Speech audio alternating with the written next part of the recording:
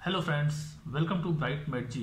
I am doctor Prashant और आज हम बात करेंगे सीबीसी के बारे में। अक्सर डॉक्टर एक टेस्ट लिख देते हैं सीबीसी। सीबीसी नॉर्मल क्या होता है और कब होता है और इसमें क्या जांच होती है, इसके बारे में बात करेंगे। क्योंकि अक्सर जब भी सीबीसी की रिपोर्ट आती है तो हम दूसरे से पूछने लगते हैं कि क्या हुआ, हमारी रिपोर्ट देख लें, क्या इसमें क्या दिक्कत आ रही है, कोई समस्या तो नहीं। तो हम इसको एक आसान भाषा में आपको समझाने की कोशिश करते हैं। चीज़ें अगर समझ में आती हैं तो लाइक करिए, शेयर करिए। तो चलिए वीडियो को शुरू करते हैं। सबसे पहले जानेंगे सीबीसी क्या होता है और सीबीसी टेस्ट में क्या करते हैं। सीबीसी एक नॉर्मल ब्लड की जांच होती है जिसमें हम हीमोग्लोबिन के बारे में, डब्ल्यूबीसी के बारे में और प्लेटलेट्स के बारे में जानकारी लेते हैं।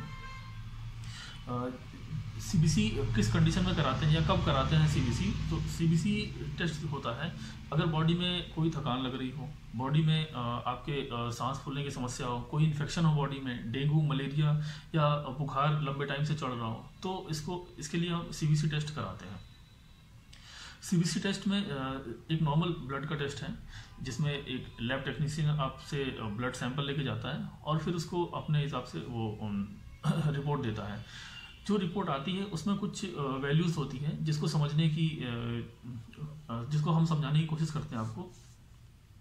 इसमें सबसे पहले हम बात करते हैं हीमोग्लोबिन की। हीमोग्लोबिन जो हमारा ब्लड होता है, ब्लड को जो नॉर्मली मेल में एक व्यक्ति में ब्लड जो होता है वो उसकी वैल्यू होती है करीब 13 से 16 के बीच होती है। ये वैल्यू वैरी करती है और अगर महिलाओं की बात करें तो महिलाओं में ये चली जाती है करीब 12 से 14 के बीच में। महिलाओं में ये कुछ कम होती है due to the monthly menstrual cycle and some hormonal changes. इसके बाद बच्चों में अलग अलग एज में अलग अलग वैरी करती है ये। तो अगर बॉडी में कभी हीमोग्लोबिन जैसे कम हो गया, हीमोग्लोबिन की मात्रा अगर इसमें रेंज से कम आ रही है, नॉर्मल वैल्यू से कम आ रही है, तो नॉर्मली एनीमिया हो सकता है या फिर बहुत ज़्यादा अगर कम है तो हम कहते हैं सीवियर एनीमिया हो गया। एनीमिया मतलब ब्लड कम हो गया बॉडी में, मतलब ब्लड की कमी हो गई, तो ये होता है। इसके बाद हम डब्ल्यूबीसी की बात करते हैं, वाइट ब्लड सेल्स, जिसमें हम कुछ जांच देखते हैं जैसे टीएलसी हो गया, टोटल ल्यूकोसाइट्स काउंट्स। इसकी जो वैल्यू होती है हमारी बॉडी में वो 4000 से 10,000 के बीच होती है। अगर ये कम हो रही है तो बॉडी में अगर ये कम हो जाती है तो ये मान के चलते हैं कि बॉडी में आपको हो गया है ल्यूकोपीनिया, और अगर इसकी वैल्यू ज़्यादा हो जाती है तो ये ल्यूकोसाइटोसिस हो जाता है। इसके बाद बात करते हैं हम डीएलसी की।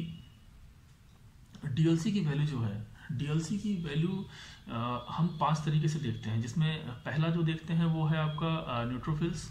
दूसरा जो बात करते हैं उसमें आता है लिम्फोसाइट्स। तीसरी बात करते हैं इसमें हम इस्नोफिल्स। चौथा इसमें मोनोसाइट्स और पांचवा इसमें लिम्फोसाइट्स,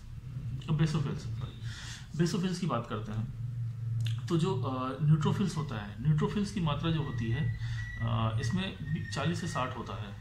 अगर ये बढ़ जाता है, न्यूट्रोफिल्स 40 से 60 होता है, अगर ये नॉर्मल वैल्यू है, अगर इससे बढ़ा हुआ आता है तो इसका मतलब है कि बॉडी में जो इन्फेक्शन हो रहा है वो आपसे 1 हफ्ते से कम का है, 1 हफ्ते से कम में ये इन्फेक्शन हुआ है।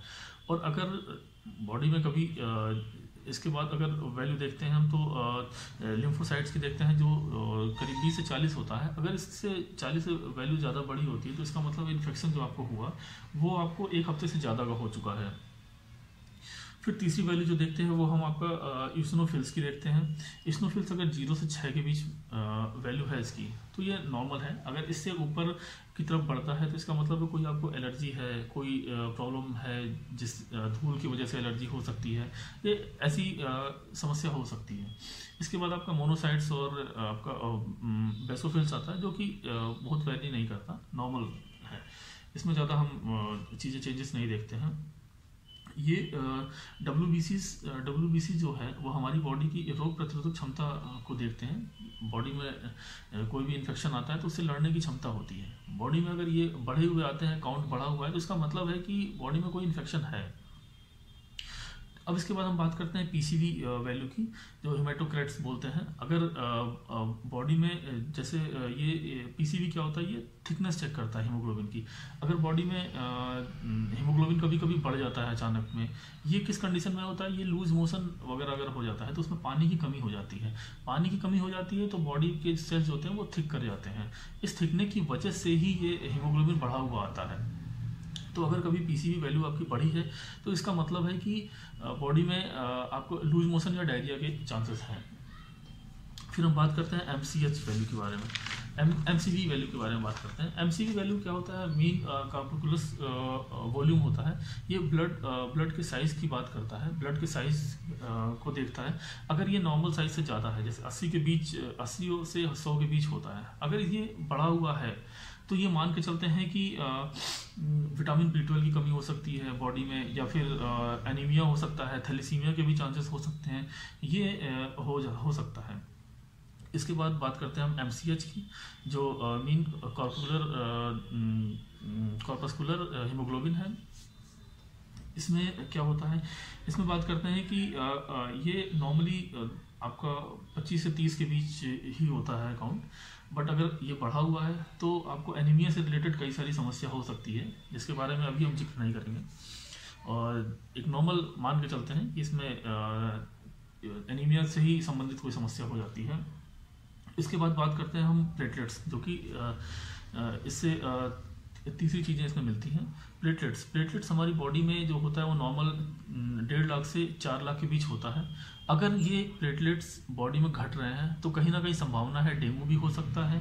बाकी इसके बारे में हम पिछली वीडियो में बात कर चुके हैं। तो प्लेटलेट्स जो होता है वो हमारी बॉडी में एक ब्लड को जमाने का काम करता है, और अगर बॉडी में कोई भी चीज़ जैसे हाथ कट जाता है तो उसको आसानी से जमा देता है, जिसकी वजह से ही हमारी बॉडी नॉर्मल कंडीशन में रहती है। तो बाकी प्लेटलेट्स के बारे में अगर कुछ और जानकारी लेनी है तो पिछली वीडियो को आप ज़रूर देखें। और चीज़ें इसमें कुछ चीज़ें हैं, जैसे अगर दिक्कतें बनी हुई हैं तो डॉक्टर को ज़रूर दिखाएं। आप रिपोर्ट हमने आपको एक आसान भाषा में समझाने की कोशिश की है, और अगर इसमें भी कोई दिक्कत है तो आप डॉक्टर के पास ज़रूर जाएं, परामर्श लें डॉक्टर से, उसके बाद ही चीज़ों को आगे बढ़ाएं। बाकी सारी चीज़ें हमने आपको आसान भाषा में समझाने की कोशिश की हैं। अगर चीज़ें आपको समझ में आई हो तो वीडियो को लाइक करें, शेयर करें और कमेंट करें, और सब्सक्राइब जरूर करें, ताकि हम ऐसी वीडियो लाते रहें आपको और नई नई जानकारी देते रहें। Thank you.